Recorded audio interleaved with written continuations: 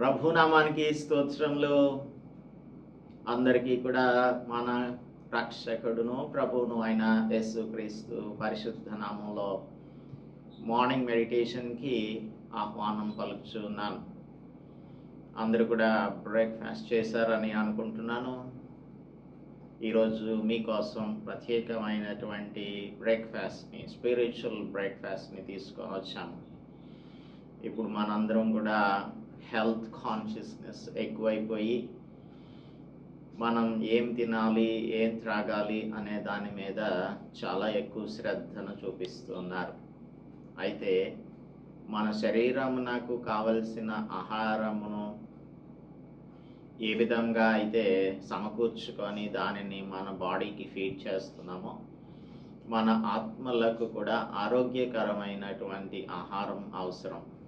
కనుక బయట కనిపించేటువంటి ఫిల్తీ ఫుడ్ లేదంటే జంక్ ఫుడ్ని తినడం ద్వారా మన శరీరంలకు అనారోగ్యం వస్తుంది అనే ఉద్దేశంతో చాలామంది ఇప్పుడు ఆరోగ్య ఆలయాలంటూ కడుతూ తర్వాత ఆరోగ్యాన్ని ఏ విధంగా కాపాడుకోవాలి అని చెప్పేటువంటి వారు అనేక మంది యూట్యూబ్ ఛానల్స్ని నడిపిస్తూ ఉన్నారు.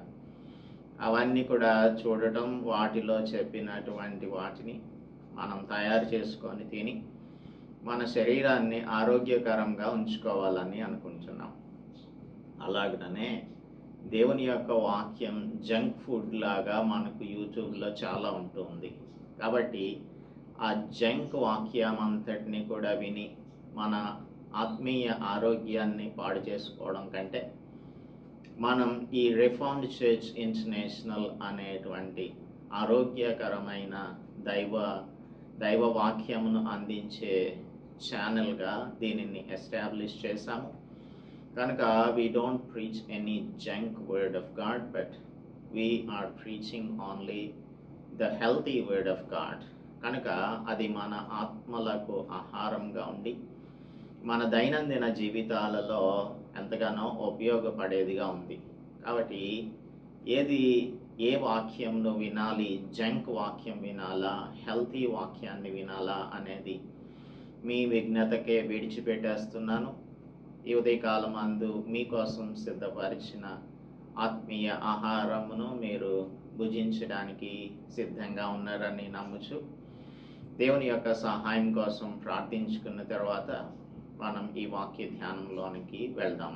Let us pray. పరిశుద్ధుడా, మా ప్రియ ప్రభువా, మా దేవా, ఈ ఉదయకాలం అందు మీ బిడ్డలైన వారితో పంచుకొనుటకు ఏర్పరిచిన ఈ స్పిరిచువల్ బ్రేక్ఫాస్ట్ని బట్టి మీకు వందనములు, స్తోత్రములు చెల్లిస్తూ మేము ఏ ఆహారమును భుజించాలో దానిని ఆరోగ్యకరమైనటువంటి ఆత్మీయ ఆహారమును మేము భుజించినట్లు మాకు వివేచన, జ్ఞానములు అనుగ్రహించమని ఈ ఉదయకాలము తండ్రి మేము ద వాల్యూ ఆఫ్ విజ్డమ్ అనగా జ్ఞానం యొక్క విశిష్టత, జ్ఞానం యొక్క మహాత్యాన్ని ధ్యానం చేస్తూ ఉంటుండగా మాతోనూ మా ప్రియులతోనూ మాట్లాడమని క్రీస్తు యేసు పరిశుద్ధ నామంలో ప్రార్థిస్తున్నాం తండ్రి, ఆమేన్. అందరికీ కూడా మరి ఒకసారి దేవుని నామంలో వందనాలు చెల్లిస్తూ మీ పరిశుద్ధ గ్రంథములు ఉన్నట్లయితే సామెతల గ్రంథం 3వ అధ్యాయం నాకు త్రిప్పవలసినదిగా కోరుకుంటూ ఉన్నాం. సామెతల గ్రంథం 3వ అధ్యాయం 15వ వచనం నుంచి ధ్యానం చేద్దాం. The value of wisdom. Already we have meditated the 3 instructions of the Father to the Son and also the Lady Wisdom's speech. కనుక ఈ లేడీ విజ్డమ్ స్పీచ్ ఒకటి పూర్తి చేసుకున్నాము. దానిని ఇంటర్లూడ్ అని పిలుస్తున్నాం, అనగా విరామము. ఈ 10 ఉపదేశములతో పాటుగా 4 విరామాలు ఉన్నాయి. అందులో 3 లేడీ విజ్డమ్ స్పీచెస్ ఉన్నాయి. ఇది ఒకటి జ్ఞానమునకు సంబంధించినది. ద వాల్యూ ఆఫ్ విజ్డమ్ని మనకు బోధిస్తుంది 13వ వచనం నుంచి. We have already done with verses 13 and 14. జ్ఞానమును సంపాదించువాడు ధన్యుడు, వివేచన కలిగిన నరుడు ధన్యుడు అని మొదలుపెట్టాడు సొలొమన్ 13వ వచనంలో జ్ఞానోపదేశమును. ఇందులో 15వ వచనం చెప్తోంది, పగడముల కంటే అది ప్రియమైనది, నీ ఇష్ట అన్నియు దానితో సమానములు కావు. పగడముల కంటే ప్రియమైనది. మనం ఈ లోకంలో జీవించుచున్నప్పుడు ప్రతి ఒక్కరు కూడా సంపాదన అనేది ప్రాముఖ్యమని తెలుసు. అయితే సంపాదన కోసం అడ్డదారులు తొక్కేటువంటి వారు, పొజిషన్స్ని, ఆస్తిపాస్తులను సంపాదించుకునేటువంటి వారు అనేక మంది మనకు కనిపిస్తారు.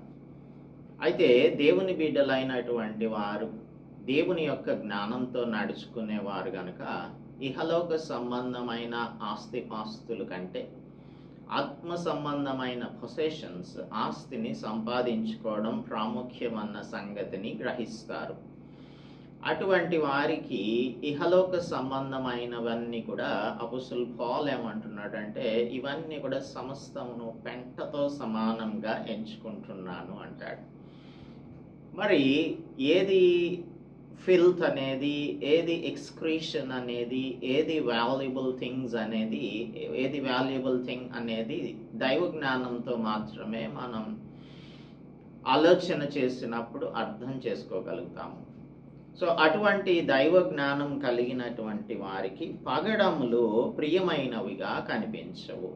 So wisdom is more precious than any material position. కనుక ఇది పగడముల కంటే ప్రియంగా ఉంటుంది. దేవుని యొక్క బిడ్డలు ఈ లోక సంబంధమైనవన్నీ కూడా, ఇదంతా శరీరాశ, నేత్రాశ, జీవపు డంబంతో నిండి ఉన్న లోకం అని తెలుసుకొని దేవుని యొక్క చిత్తాన్ని, దేవుని యొక్క ఉద్దేశములను అనుసరించుట ద్వారా, లేదంటే అవలంబించుట ద్వారా వారి యొక్క క్వాంటిటీ ఆఫ్ ఇయర్స్ని కాకుండా వారు క్వాలిటీ లైఫ్ని జీవించాలని అనుకుంటారు. అనగా దేవుని బిడ్డలమైన మనం ఒక ఆత్మీయంగా నాణ్యమైన జీవితాన్ని జీవించాలని కోరుకుంటాం. సో ఆత్మీయంగా నాణ్యమైన జీవితం కావాలా, లేదు అంటే మనకు ఈ లోకంలో ఉన్న ఫిల్త్ అంతా కావాలా అనేది మనకు దేవుడు బోధిస్తాడు.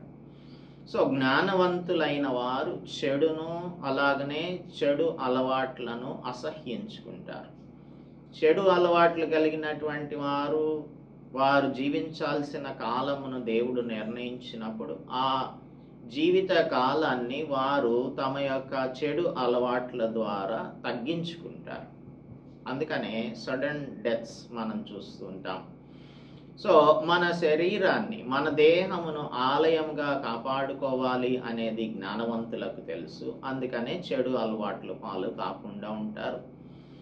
అయితే దేవుని ఎరుగనటువంటి వారు చెడు అలవాట్లలో పడిపోయి వారి యొక్క దేహమును పాడు చేసుకొని ఈ లోకంలో వారు ఫుల్ లెంత్ లైఫ్ని ఎంజాయ్ చేయకుండా దేవుడిచ్చినటువంటి ఆయుష్ను వారు సగంలోనే దానిని మరి పోగొట్టుకునే వారుగా ఉంటారు. పాపం వలన ఇటువంటి వినాశనకరమైన పర్యవసానాలు ఉంటాయి అనేది ఫూలిష్ పీపుల్కి తెలియదు. కానీ దేవుని బిడ్డలైనటువంటి వారికి తమ జీవితం మీద ఈ పాపం యొక్క ప్రభావం ఎలా ఉంటుంది అని వారికి తెలుసు గనక, అనగా మనకి తెలుసు కనుక పాపం చేయకుండా, పాపం నాకు దూరంగా పారిపోతాము. అందుకనే we enjoy the quality of life.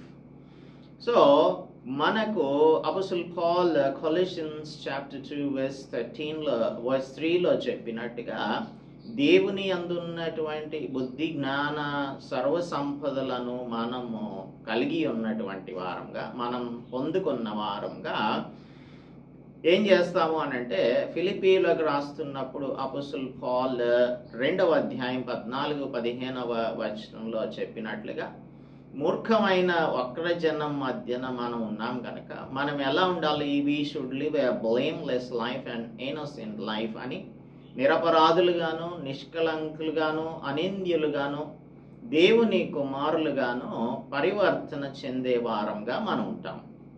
So మన మీద అపరాధములు మోపడానికి, మన మీద నిందలు మోపడానికి అవకాశం లేని విధంగా నీతియుక్తమైనటువంటి జీవితాన్ని జీవిస్తూ మన దైనందిన జీవితంలో పరివర్తన చెందే వారంగా ఉంటాం. ఇప్పుడు బాడీలీ డిసిప్లిన్ ఉంటుంది. చాలామంది ఇప్పుడు చూస్తున్నట్టయితే ఆహారం మీద బాగా శ్రద్ధ పెడుతున్నారు. అలాగుననే మరి శరీర సౌష్ఠవ్యాన్ని పెంచుకోవడానికి, లేకపోతే ఆరోగ్యాన్ని పెంపొందించుకోవడానికి జిమ్నేజియంస్కి వెళ్తున్నారు. అనగా బాడీ ఫిట్నెస్ చాలా అవసరం అని అనుకుంటున్నారు. అయితే బాడీ ఫిట్నెస్ అనేది అవసరమే ఈ లోకంలో ఉంచున్నప్పుడు. అపోస్తలుడు పౌలు తిమోతికి రాస్తూ మొదటి పత్రికలో 4వ అధ్యాయం 8వ వచనంలో ఏమంటున్నాడో చూద్దాము. శరీర సంబంధమైన సాధకం కొంచెం మట్టుకే ప్రయోజనకరమగును, కానీ దైవభక్తి ఇప్పటి జీవం విషయంలోను రాబోవు జీవం విషయంలోను వాగ్దానంతో కూడినదైనందున అది అన్ని విషయములలో ప్రయోజనకరమగును. శరీర సంబంధమైన సాధకమేమో కొంచెం మట్టుకే ప్రయోజనకరంగా ఉంటుంది, కానీ దైవభక్తి ఇప్పటి జీవం విషయంలోను రాబోవు జీవం విషయంలోను వాగ్దానములతో కూడినదైనందున అది అన్ని విషయములలో ప్రయోజనకరం అవుతుంది. కనుక మనకు ఇహలోక సంబంధమైనటువంటి వాటి కంటే ఆత్మ సంబంధమైన విషయాలు చాలా ప్రాముఖ్యం అనే దానిని గమనించి మనం స్పిరిచువల్ ఫిట్నెస్ని ఏ విధంగా పొందాలి అనేది దేవుని యొద్ద నేర్చుకుంటాం. ఆ విధంగా నేర్చుకున్నప్పుడు ఆత్మీయంగా ఆరోగ్యకరంగా ఉండగలుగుతాము. ఎప్పుడైతే మనం ఆత్మీయంగా ఆరోగ్యకరమైన జీవితాన్ని జీవిస్తూ ఉంటామో మనకు ఈ ఫిల్త్ అంతా కూడా అసహ్యంగా కనిపిస్తుంది. మనకు ఎవరైనా సరే పగడములను తీసుకొని వచ్చి ఇస్తున్నారు అనుకుందాము, మీరు కనుక ఈ పని చేస్తే మీకు వాల్యుబుల్ జెమ్స్ ఇస్తాము అని చెప్పారు అనుకుందాం. అయితే దేవుడు మనకు అనుగ్రహించిన రక్షణను విడిచిపెట్టి అనవసరమైనటువంటివి ఇహలోక సంబంధమైన ఈ ప్రెషస్ జెమ్స్ని కావాలని ఏ దేవుని బిడ్డ కూడా కోరుకోడు. కనుక వీటిని మనం ఎప్పుడు కూడా గొప్పవాటిగా వీటిని మనం చూడము. కాబట్టి ఇదే జ్ఞానం అంటే ability to apply knowledge in godly ways.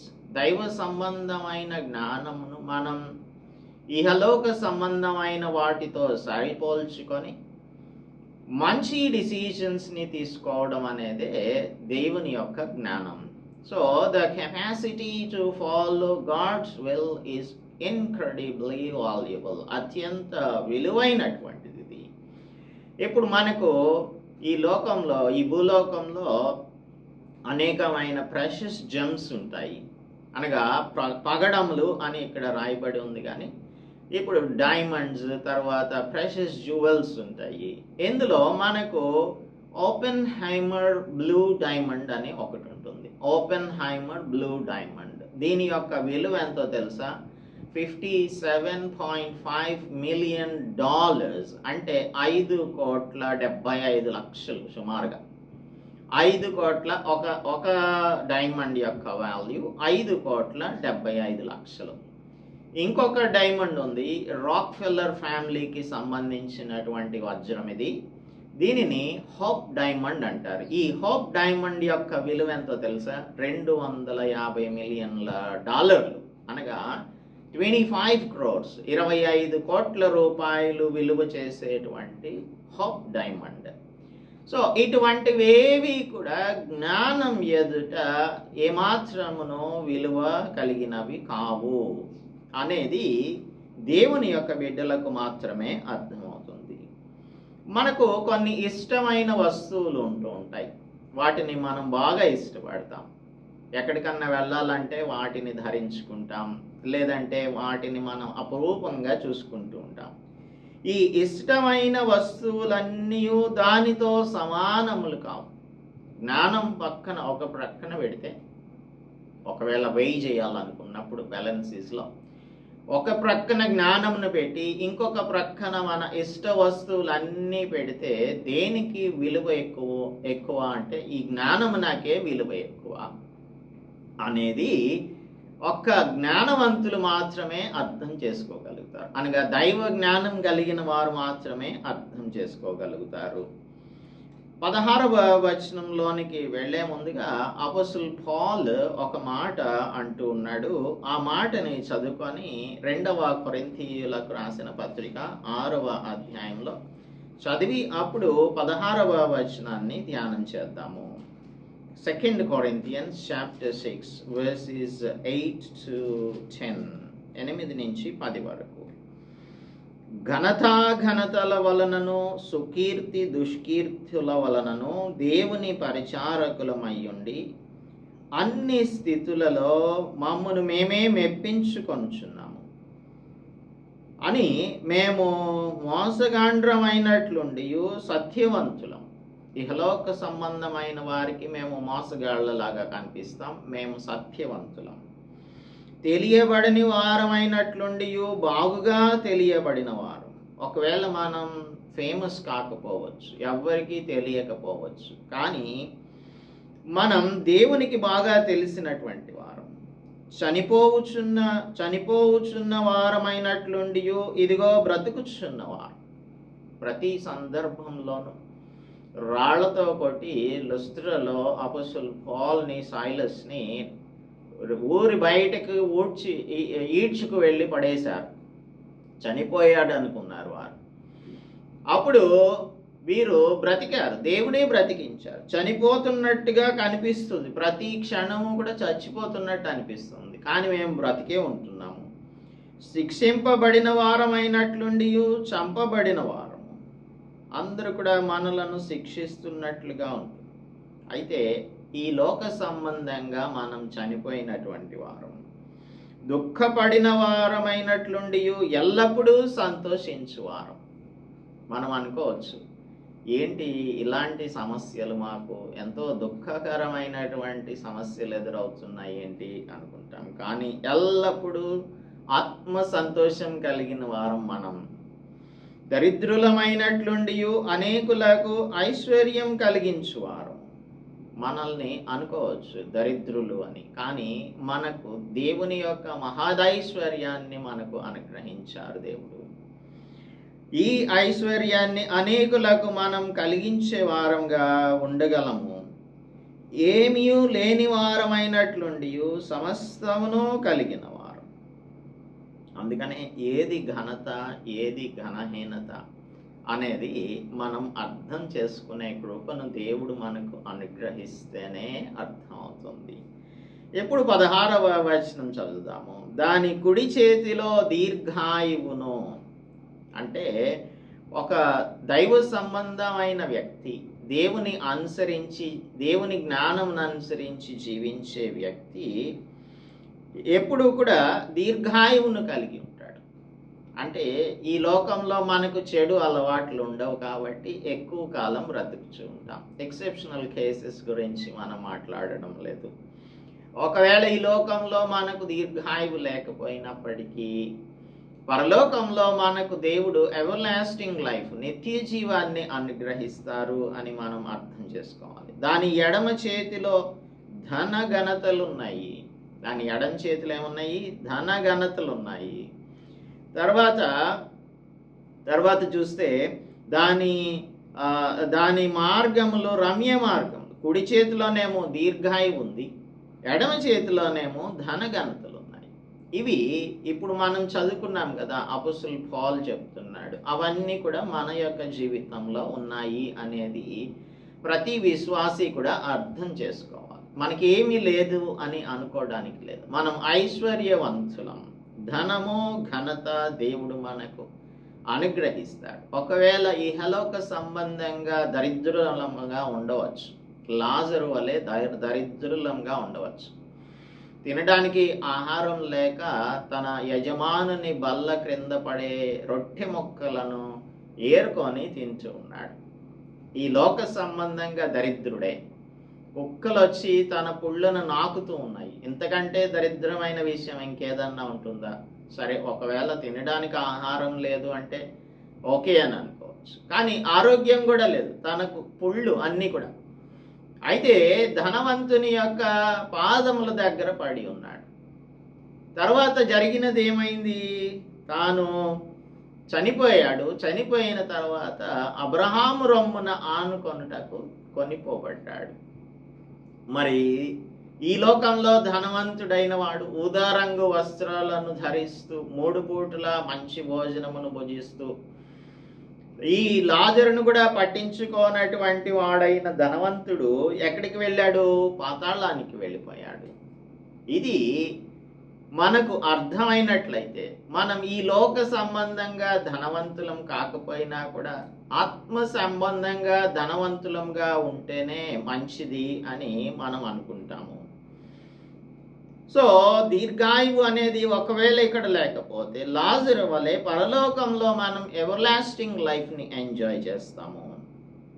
Let's go to verse 17. 17వ వచనం చూద్దాం. దాని మార్గములు రమ్య మార్గములు, దాని త్రోవలన్నీయు క్షేమకరములు. ఇది ఈ జ్ఞానం యొక్క మార్గములు రమ్య మార్గములు. ఇప్పుడు సోలమన్ మనకు ఏం కామెంట్ చేస్తున్నాడంటే, the ways of wisdom are pleasant and peaceful. pleasant రమ్యమైనది, పీస్ఫుల్ అంటే క్షేమకరములు అని చెప్తూ ఉన్నాడు. యేసు క్రీస్తు ప్రభువుతో మనం పయనం చేస్తున్నప్పుడు ఆ మార్గం నూతనమైన మార్గం, అది జీవ మార్గం, రమ్యమైన మార్గం. అది రమ్యమైన మార్గం కనుక డేవిడ్ రాజైన దావీదు కీర్తన 23వ కీర్తన 3వ వచనంలో సగభాగంలో ఏమంటున్నాడు? తన నామమును బట్టి నీతి మార్గములలో నన్ను నడిపించుచున్నాడు. తన నామమును బట్టి నీతి మార్గములలో మనలను నడిపిస్తున్నాడు. ఆయన ఇటువంటి మార్గములలో నడిపించినప్పుడు ఆ మార్గములు రమ్యమైన మార్గములుగా ఉంటాయి. ఇంకా ఏమంటాడు? గాఢాంధకారపు లోయలలో నేను సంచరించినను, ఏ అపాయము నాకు భయపడను. నీవు నాకు తోడయుందువు, నీ దుడ్డుకారయు దండమును, నీ దండమును నన్ను ఆదరించును అని అంటాడు. సో దేవుడు మనలను తన యొక్క నీతి మార్గంలో నడిపించినప్పుడు అవి రమ్యమైన మార్గములుగాను క్షేమకరమైన త్రోవలుగాను ఉంటాయి. రమ్యమైన మార్గములలో నడిపిస్తాడు, క్షేమకరమైనటువంటి త్రోవలలో నడిపిస్తాడు. మనం ఇప్పుడు చదువుకుంటున్నటువంటి ఈ మాటలలో రమ్యమైనది అనే మాటను చదువుకుంటాము. ఆదికాండంలో 3వ అధ్యాయం 6వ వచనంలో హవ్వకిను సర్పమునకును కాన్వర్జేషన్ జరుగుతూ ఉన్నప్పుడు ఆ కాన్వర్జేషన్లో సర్పము ఈవ్ని మోసం చేయడానికి ఒక మాట చెప్పింది. అది చెప్పినప్పుడు అప్పటి వరకు చూసిన ఆ ఫర్బిడెన్ ట్రీ యొక్క ఫ్రూట్స్ హవ్వకు ఏ విధంగా కనిపించాయంటే 3 విషయాలను అక్కడ చూస్తాము. ఒకటి, ఆ వృక్షం ఆహారమునకు మంచిదిగా కనిపించింది. ఆహారమునకు మంచిదియు కన్నులకు అందమైనదియు అని ఉంటుంది. అంటే ఇంగ్లీష్లో చూస్తే it was pleasant unto her ice. ఆమె కన్నులకు అందమైనదిగా కనిపించింది. తర్వాత 3వది, వివేకమిచ్చు రమ్యమైనదియునై ఉండుట చూచింది. సో ఇప్పుడు చూడండి, సాతాను యొక్క దృష్టితో ఈ ఫోర్బిడెన్ ట్రీని చూసినప్పుడు ఆహారానికి మంచిది అని ఈమెకు అనిపించింది. లేదంటే అది చూచినప్పుడు ఆమె యొక్క ఆలోచన ఆ విధంగా ఉంది. ఆహారం నాకు మంచిది అని చూడగానే ఎవరైనా చెప్పగలరా? మేడి పండు చూడు మేలిమై ఉండు, పొట్ట విప్పి చూడు పురుగులుండు అను పద్యం చదువుకుంటాం మనం. పైకి చాలా రమ్యంగా కనిపిస్తుంది, దాని పొట్ట విప్పి చూస్తే పురుగులు ఉంటాయి. ఇప్పుడు ఆహారానికి మంచిది అని ఎలా చెప్పగలం? చెప్పలేం కదా. కన్నులకు మన కన్నులు ఏ విధంగా చూస్తున్నాయి అనేది చాలా ప్రాముఖ్యమైనది. దేవుని యొక్క దృష్టితో చూస్తే అది మనకు అసహ్యమైనదిగా కనిపిస్తుంది. కానీ సాతాను యొక్క మనస్సుతో చూచినప్పుడు అది మన కన్నులకు రమ్యమైందిగా, అందమైందిగా కనిపిస్తుంది. ఇంకా ఏమనుకుంటుంది? ఎవరైనా సరే ఒక ఫ్రూట్ని తింటే మనకు వివేకం వస్తుంది అని అనుకుంటారా? ఒక పండును తిన్నప్పుడు మనకి వివేకం ఎక్కడి నుంచైనా వస్తుందా? అది కూడా అర్థం చేసుకోలేరా మనం? చాలాసార్లు మనం ఏం చేస్తామంటే మన దృష్టి చేత నడిపించబడతాము, చూపులతో నడిపించబడతాము. మనం ఏం చేస్తాం? ఒక డంజన్లో పడిపోతుంటాము. అలాగే ఈ స్త్రీ వివేకం ఇచ్చు రమ్యమైనదిగా ఉంది అని చూచింది. ఇక్కడ అంటున్నాడు దాని మార్గములు, జ్ఞానం యొక్క మార్గములు రమ్య మార్గములు. ఇవి నిజంగా రమ్యమైనవి, కానీ అవి దృష్టికి మాత్రమే రమ్యమైనవి. అది తీసుకుంది, తిన్నది. తిన్న తర్వాత జరిగిన విశేషం మనకు తెలుసు. ఆ విధంగా మరణం అందరికీ కూడా సంప్రాప్తమైపోయింది. దేవుడు మనలను ఏ ఉద్దేశంతో ఆరోగ్యకరమైన జీవితాన్ని, ఆత్మీయంగా ఆరోగ్యంగా జీవించడానికి మనలను నిర్మించినప్పుడు ఆరోగ్యం లేకుండా ఆత్మీయంగా అనారోగ్యం పాలైపోయాము. అదే పాపరోగం. అలాగే జరిగింది. ఇంకా దాని త్రోవలన్నీ క్షేమకరములు అని అంటున్నాడు 17bలో. కీర్తనకారుడు 25వ కీర్తనలో ఏమంటున్నాడో చూద్దాము. 25వ కీర్తన 10వ వచనం చూద్దాం. verse 10 of Psalm 25. అయితే ఇక్కడ ఒక కండిషన్ ఏంటంటే, ఆయన చేసిన నిబంధనను, ఆయన నియమించిన శాసనములను గైకొను వారి విషయంలో. ఆయన యొక్క నిబంధనను, ఎవరు ఆయన నిబంధనను గైకొంటారు, ఆయన శాసనములను గైకొంటారంటే ఆయన యందు భయభక్తులు గలవారు ఆయన నిబంధనను, ఆయన శాసనములను గైకొనేవారిగా ఉంటారు. అంటే జ్ఞానవంతులంగా ఉంటాం. అప్పుడు ఏమవుతుంది? యెహోవా త్రోవలన్నీ కృపా సత్యమయములై ఉన్నవి. అంటే they are filled with loving kindness and truth. ఆయన శాసనములు గైకొంటేనే, ఆయన త్రోవలన్నీ కూడా కృపా సత్యమయములై ఉంటాయి. ఇక్కడేమంటున్నాడు సోలొమన్? దాని త్రోవలన్నీ క్షేమకరములు. సో యెహోవా త్రోవలన్నీ కూడా కృపా సత్యమయములై ఉన్నప్పుడు అవి క్షేమకరంగా ఉంటాయి, మనకు శాంతిని ఇచ్చేటువంటివిగా ఉంటాయి. అందుకని యేసుక్రీస్తు ప్రభు మత్తయి సువార్త 11వ అధ్యాయం 28వ వచనంలో కమ్ ఆల్ యీ weary and heavy laden ప్రయాసపడి భారం మోసుకున్న సమస్తమైన వారులారా నా యొద్దకు రండి అని అంటున్నాడు. ఎందుకు?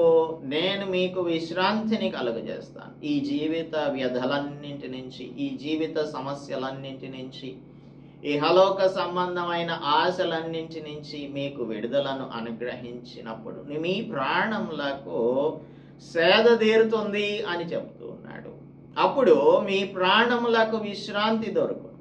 దేవుని వద్దకు వస్తే మనకు మన ప్రాణములకు విశ్రాంతి లభిస్తుంది.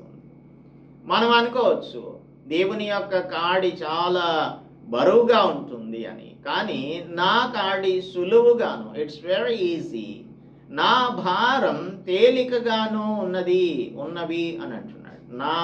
నా కాడి సులువుగాను, నా భారం తేలికగాను ఉంది అన్నాడు. So don't think that it is difficult to lead a holy life in this world. ఈ వక్ర జనాంగం మధ్య మనం జీవిస్తున్నప్పుడు అనింద్యులంగాను, నిష్కలంకులంగాను, దేవుని కుమారులంగాను జీవించాలని అపోస్తలుడు పౌలు చెప్పినటువంటి మాటను మనం చదువుకున్నాం కదా ఇప్పుడు. So when we come to Christ Jesus, యేసు ప్రభువు దగ్గరకు వచ్చినప్పుడు, మనం జ్ఞానమయ్యున్న యేసు క్రీస్తు ప్రభువు దగ్గరకు వచ్చినప్పుడు, ఏది మనకు బెస్ట్ చాయిస్ అనే దానిని మనం చూస్ చేసుకోవడానికి దేవుడు మనకు కృప చూపిస్తారు. అందుకనే ఈ ఉదయకాలమందు మీకు ఎన్ని భారాలు ఉన్నప్పటికీ కూడా, ఎంత కష్టం ఉన్నప్పటికీ కూడా, హెవీలీ లేడెన్ అయినప్పటికీ, ప్రయాసపడుతూ ఉన్నప్పటికీ దేవుడు రమ్మని పిలుస్తూ ఉన్నాడు. జ్ఞానం అలానే ఘోషిస్తుంది సంత వీధులలో. కనుక ఈ ఉదయకాలమందు దేవుడు ఘోషిస్తూ ఉన్నాడు మనలను ఆయన యొద్దకు రమ్మని. ఇంతవరకు నీవు గనుక సరి అయిన రీతిలో దేవుని యొద్దకు రాలేకపోయినట్లయితే ఈ ఉదయకాలమందు ఆయన నిన్ను కూడా ఆహ్వానిస్తూ ఉన్నాడు. దేవుని యొక్క ఆహ్వానాన్ని మన్నించి ఆయన యొద్దకు వచ్చినప్పుడు ఆయన మన ప్రాణములకు విశ్రాంతిని కలుగజేస్తారు. ప్రార్థించుకుందాం. పరిశుద్ధుడా, మా ప్రియ ప్రభువా, మా రక్షక, పగడముల కంటే కోరదగినది మీ జ్ఞానం తండ్రి. కనుక మేము ఈ లోక సంబంధమైన భారములతో, ఈ లోక సంబంధమైన ఆశలతో, ఈ లోక సంబంధమైన కోర్కెలతో, హవ్వకు ఏ విధంగా అయితే ఈ లోకంలో ఉన్నటువంటి ఆ వృక్ష ఫలము రమ్యమైనదిగా కనిపించిందో, అందమైనదిగా కనిపించిందో, వివేకమిచ్చు రమ్యమైనదిగా ఎలాగూ కనిపించిందో, అనేకమైన విషయములు మమ్మలను అదే విధంగా నాయన ఆకర్షించేవిగా ఉంటున్నప్పుడు మీరు మమ్మలను పిలుస్తున్నారు. ప్రయాసపడి భారం మోయుచున్న సమస్తమైన వార్లరా నా యొద్దకు రండి, నేను మీకు విశ్రాంతిని కలుగజేస్తాను.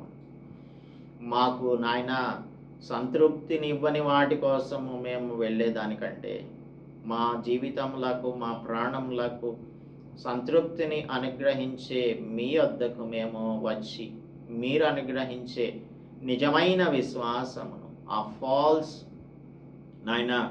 నిజమైనటువంటి విశ్రాంతిని పొందగలిగే వారంగా ఫాల్స్ ప్రామిసెస్ ఆఫ్ దిస్ వరల్డ్ని మేము అనుసరించి నడవకుండా, మమ్మలను మోసం చేసేటువంటి ఇల్యూజరీ థింగ్స్ వైపు మేము ఆకర్షితులం కాకుండా మీ వద్దకు వచ్చి మీరు అనుగ్రహించే విశ్రాంతిని పొందగలగటానికి, ఆత్మ సంతృప్తిని పొందగలగటానికి మాకును మా ప్రియులకును సహాయం అనుగ్రహించమని క్రీస్తు యేసు పరిశుద్ధ నామములో ప్రార్థిస్తున్నాము తండ్రి. ఆమేన్. దేవునామానికి స్తోత్రములు. అందరికీ కూడా వందనాలు.